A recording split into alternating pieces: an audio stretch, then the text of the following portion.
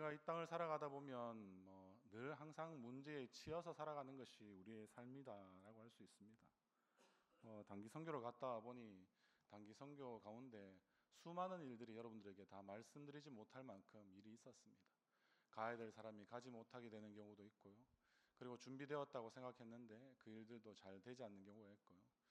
수많은 일정의 바뀜들이 또한 그 가운데 있었지만 그런데 보니까 결국에는 하나님의 뜻에 맞게 모든 일들이 진행되었다 고백할 수밖에 없게끔 하시는 것이 참 이런 선교의 일정이기도 하고 또한 우리 신앙생활의 모든 여정이기도 하다라는 생각이 들었습니다.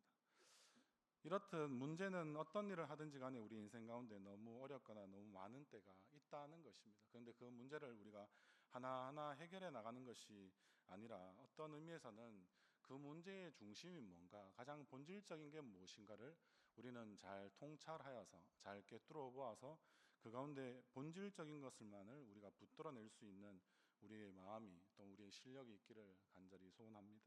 성도인 우리에게 있어서 가장 중요한 본질은 결국 무엇입니까? 예수 없으면 우리는 살아갈 수 없다라고 이야기하는 것이니까 결국에는 예수 그리스도가 우리의 가장 중요한 본질입니다. 그런 의미에서 우리는 성경을 읽을 때마다 성경 속에 예수님의 어떤 이야기 그리고 예수님을 만난 사람들의 그러한 일들을 우리는 계속해서 좀 살펴보는 것이 실제 우리가 성경을 읽어 나가는 데 있어서도 가장 중요한 부분이 아닌가 싶습니다. 그럼 목사님 구약은 버려야 됩니까? 누군가는 또 여기서 또 물어오실 수 있을 것 같아서 구약 속에서도 나타나는 예수 그리스도의 예표된 모습들이 많이 있습니다. 다윗과 같은 인물도 예수 그리스도를 예표하고요. 그리고 다윗보다 거슬러 올라가는 믿음의 족상 아브라함도 결국에는 그의 모든 모습을 통하여서 결국엔 예수 그리스도를 드러내고 있습니다. 구약 속에 나타난 예수 그리스도를 중심으로 성경을 읽는 것이야말로 우리가 가장 본질적인 것을 결국에는 계속해서 붙드는 일이다라고 말할 수 있을 것입니다. 기본적으로 성도는 예수님에 대한 그러면 공통적인 마음이 있지 않겠습니까? 우리가 일본 단기 선교를 갈 때도 우리의 가장 큰 기도 제목은 무엇이냐면 일본에 계신 하나님을 우리가 만나자라고 그렇게 기도 제목을 가졌습니다. 여러분도 어떻습니까? 우리의 모든 신앙생활의 최종적인 목표는 예수님을 좀 인격적으로 만나고 싶다라는 마음이지 않겠습니까?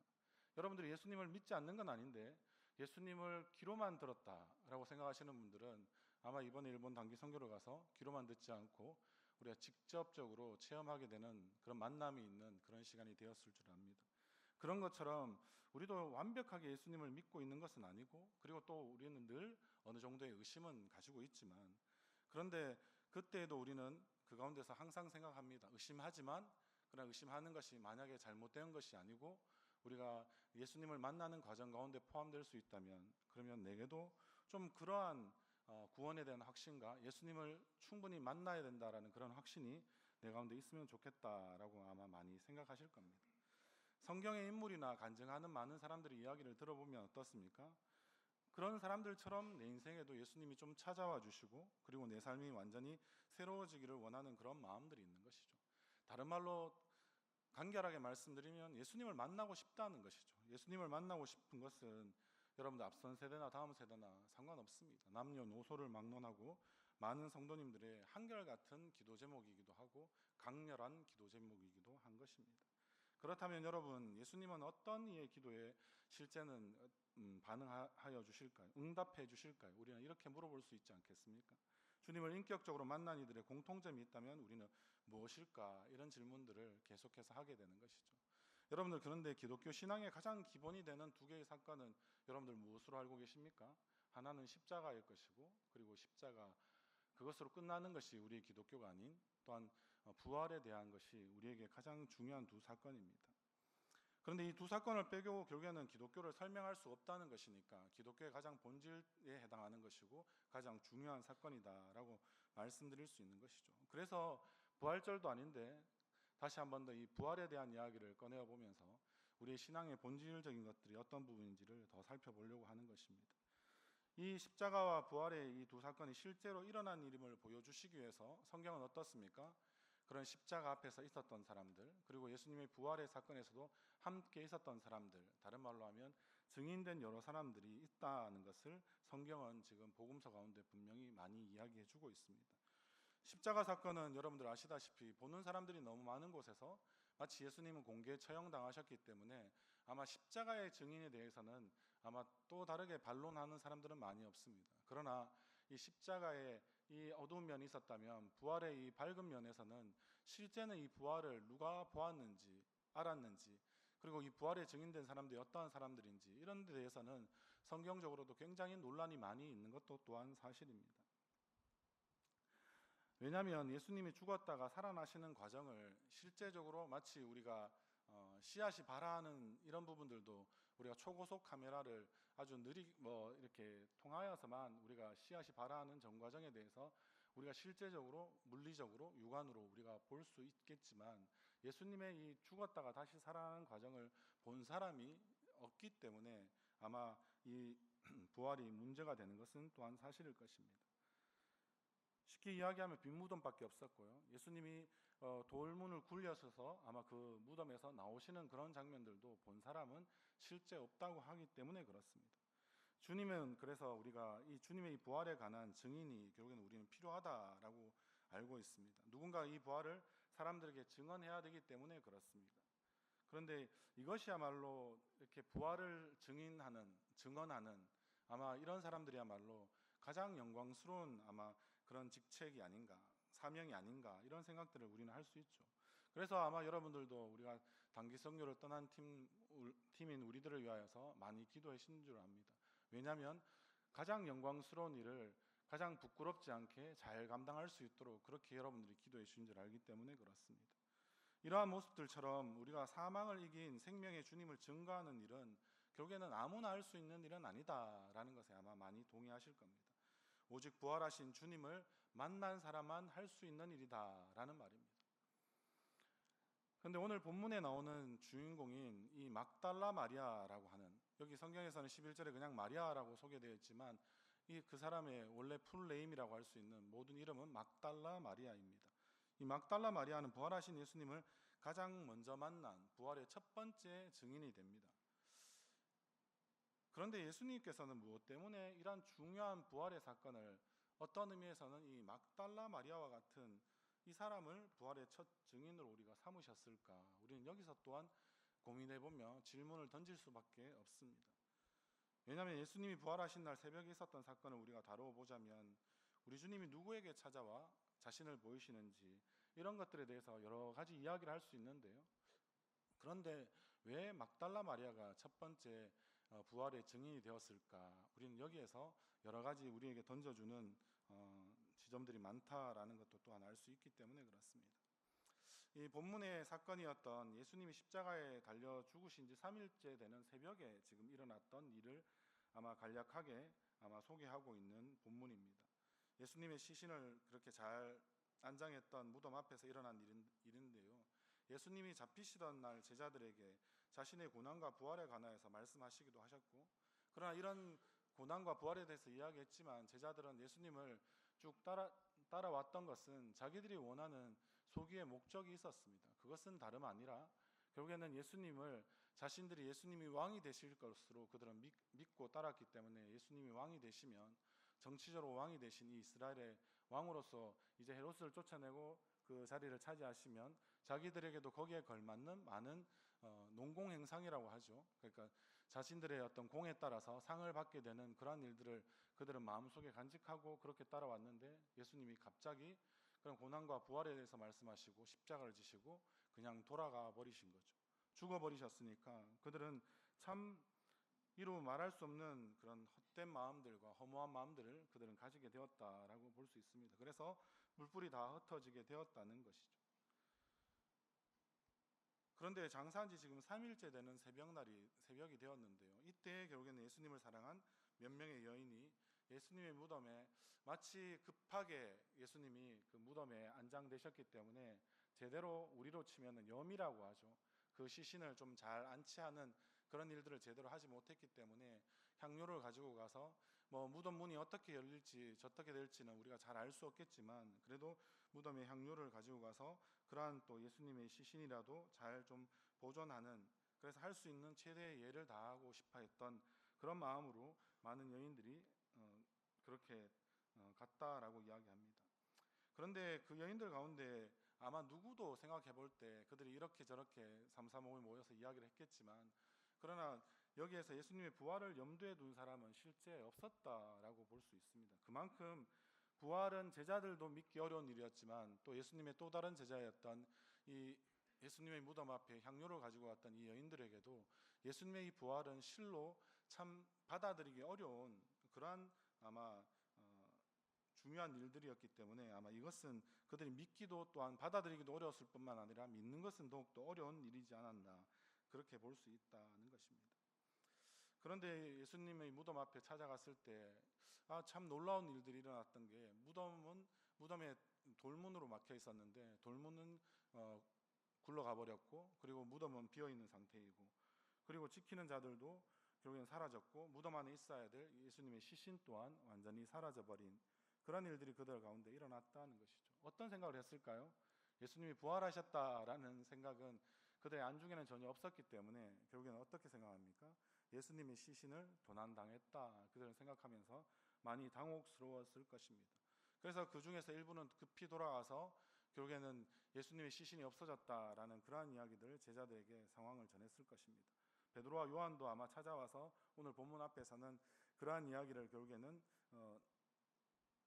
듣고 예수님의 무덤 앞에 와서 무덤이 비어 있었다라는 사실도 결국에는 확인했을 것입니다. 그리고 그들이 이 알 수 없는 일에 두려워하면서 자신들의 결국에는 원래 숨어 있던 곳 은신처로 결국에는 그들은 돌아가 버렸습니다. 그런데 오늘 본문에 나오는 이처럼 모든 사람들은 다 돌아가 버렸습니다. 같이 왔던 여인들도 돌아가고, 그리고 여인들의 소식을 듣고 베드로와 요한이 예수님의 시신이 없어졌고 빈 무덤이었다는 사실만 확인했을 뿐, 결국엔 그들도 이제는 더 이상 여기 있을 이유가 없다 생각하고 다 돌아가 버렸는데, 유독 한 사람, 즉 막달라 마리아만 결국에는 남아 있었던 것이었습니다. 그런데 조금 지난 후에 진짜 부활하신 예수님이 막달라 마리아를 찾아오시는 그런 이야기가 오늘 본문의 중요한 이야기입니다. 여러분, 부활하신 예수님이 막달라 마리아를 처음으로 만나 주신 이유가 무엇일까? 다시 한 번 더 아마 여러분들에게 묻고자 합니다. 어떤 이들은 마치 우리 세상의 소설에서 그런 내용들도 많이 하고 영화도 많이 했던 다빈치 코드와 같은 그런 작품에서는 이렇게 이야기합니다. 예수님과 막달라 마리아는 연인의 사이였다라고 마치 이야기하는 거죠. 다른 말로 하면 막달라 마리아가 예수님의 애인이었다라는 것을 마치 강조하면서 그렇게 허무맹랑한 그런 소설과 같은 이야기를 하기도 합니다. 그런데 성경에서는 그러한 내용들이 전혀 언급되지 않고 있기 때문에 그렇게 말하는 것은 결국에는 우리가 율법의 1점 혜택도 우리가 더하거나 빼는 사람은 결국에는 어떤 사람입니까? 진리 가운데 거하지 않는 사람, 거짓을 말하는 사람들입니다. 그렇기 때문에 우리는 막달라 마리아와 예수님의 관계가 연인이었다라는 이런 허무맹랑한 주장에는 우리가 동의할 수 없습니다. 상식적으로 보자면 여러분들 생각할 때 부활하신 예수님이 누구를 먼저 가장 만나야 될까요? 한번 생각해 보십시오. 예수님은 아버지가 돌아가시고 난 다음에 결국에는 어머니였던 마리아를 지극정성으로 그는 30년간 자신의 삶 가운데서 그 어머니를 모시는 일에 최선을 다했습니다. 그러니까 부활했다면 가장 먼저 만나야 할 사람은 자신의 어머니 마리아가 아니겠습니까? 만약에 그렇지 않다면 또 한번 생각해 보겠습니다. 예수님이 효과적으로 자신의 부활을 잘 입증해 준다, 법적인 용어입니다. 결국에는 잘 증명해주고 잘 증거해주고 잘 증언해줄 사람을 찾는다면 누구를 찾아가야 하겠습니까? 물론 고난과 이 부활에 대한 이야기를 했지만 믿지 않고 지금도 자신들의 목숨을 잃어버릴까 두려워하는 가운데 베드로와 요한 정도는 와서 예수님의 빈 무덤을 확인했지만 자신의 다시 은신처로 돌아가 버렸던 그런 사람들이라고 좀 우리가 폄하할 수도 있고 낮게 볼 수도 있지만, 그래도 그럼에도 불구하고 유대 사회에서는 결국에는 누구에게 찾아가는 것이 예수님이 더 이 부활을 증언해 줄 사람을 찾을 때 효과적일까요? 제자들 아니겠습니까? 그럼에도 불구하고 제자들 아니겠습니까? 그런데 예수님은 지금 제자들을 먼저 만나 주신 것도 아니다라는 것이죠. 그래서 사실 이 막달라 마리아는 예수님 부활의 증인이 되기에는 여러 가지 결격 사유가 참 많이 있습니다. 왜냐하면 유대인의 법으로는 어떤 일에 대해서 효력이 있으려면 어떻습니까? 한 명이 아닌 두 명이 있어야 합니다. 그리고 그 두 명은 결국엔 남자여야 합니다. 남자일 뿐만 아니라 그 일에 관하여서 똑같은 이야기를 반복해서 증언해 줄 만큼 그러한 자격들이 갖추어져야지 유대인 사회에서는 증인으로서의 어떤 역할에 알맞다라고 이야기할 수 있습니다. 그런데 지금 막달라 마리아는 어떻습니까? 지금 오늘 본문을 우리가 살짝 한 번만 읽었으니까 어떤 내용들이 잘 있는지 기억하실 수 있는 분도 있고 없는 분도 있겠지만 막달라 마리아는 기본적으로 지금 제정신은 좀 아닌 것 같습니다. 그러니까 이 가운데서 막달라 마리아는 여러 가지로 봤을 때 증인으로서의 자격 요건이 많이 모자란 사람이었던 거죠. 두 명이 아니고 자기 혼자였으니까, 남자가 아니고 여자였으니까요. 그리고 같은 말을 하는 것 같지만 이 같은 말이 아니고 횡설수설하는 것처럼 충분히 보일 수도 있는, 증언의 신빙성이 참으로 많이 떨어지는 그런 사람에 지금 지나지 않는 한참 모자란 사람이다라고까지도 우리는 봤을 때 일반적으로는 그렇게 볼 수 있다는 것이죠. 왜 그렇습니까? 여러분들 누가복음 8장 2절 말씀에 이와 같이 기록되어 있습니다. 악기를 쫓아내신과 병고침을 받은 어떤 여자들 곧 7 귀신이 나간 자 막달라인이라 하는 마리아와 라고 되어 있습니다. 결국에 막달라 마리아는 7 귀신이 들린 사람, 그런 사람. 우리가 뭐 귀신 들리면 제일 좋은 것은 무엇입니까? 무당들이나 이런 사람도 좋겠죠. 신을 뭐 최근에 접했으면 신발이 좋다고 뭐 우리가 이야기해서 많이 찾아가기도 하고 그렇지 않습니까? 근데 그냥 귀신 하나만 들었는 게 아니라 귀신이 7이나 들었으니까 얼마나 우리가 생각할 때는 뭐 나름대로 세상에서는 끝발 날리는 신발이 있는 여인이었겠습니까? 다른 말로 하면 요즘으로 치면은 심각한 정신병력이 아주 넘치는 충분한 그런 여인이었다는 거죠. 근데 이 여인이 결국에는 예수님께 나아가게 되고 예수님으로 인하여서 그의 7 귀신이 축귀라고 하죠. 귀신을 쫓아내는 그런 예수님의 놀라운 능력 가운데 예수님만이 자신의 참된 주인이시자 자신의 모든 것이 된다는 것을 고백하였을 때 그는 이제 그 이후로는 다른 것들이나 다른 것에 묶여 있는 자가 아니라 예수님만 따라가고 예수님만 바라보고 예수님만 사랑하는 그런 사람이 되었다라는 것을 우리는 알 수 있습니다. 그래서 여기서 보면 이 막달라 마리아가 이 어떤 의미에서는 그런 여인이었기 때문에 한편으로 보면 여기서 막달라 마리아는 누구에게도 예수님의 이 부활을 결국에는 전해도 아마 이 부활의 사실에 대하여서 부활의 진리에 대해서 아마 이 여인을 통하여서 믿기는 어렵지 않았나 그런 생각을 할 수 있게 된다는 것입니다. 그럼에도 불구하고 예수님은 왜 막달라 마리아에게 찾아오셨을까요? 우리는 그래서 거듭해서 계속 오늘 본문을 읽으면서도 이 질문을 우리의 머릿속에서 놓치지 않았으면 좋겠습니다. 그래서 우리는 다시 물어봐야 합니다. 예수님은 왜 이렇게 흠이 많은 이 막달라 마리아와 같은 이런 사람을 결국엔 첫 증인으로 세우셨을까? 우리는 그렇게 물어야 한다는 것이죠. 우리 오늘 11절의 말씀 한번 같이 읽어보도록 하겠습니다. 시작.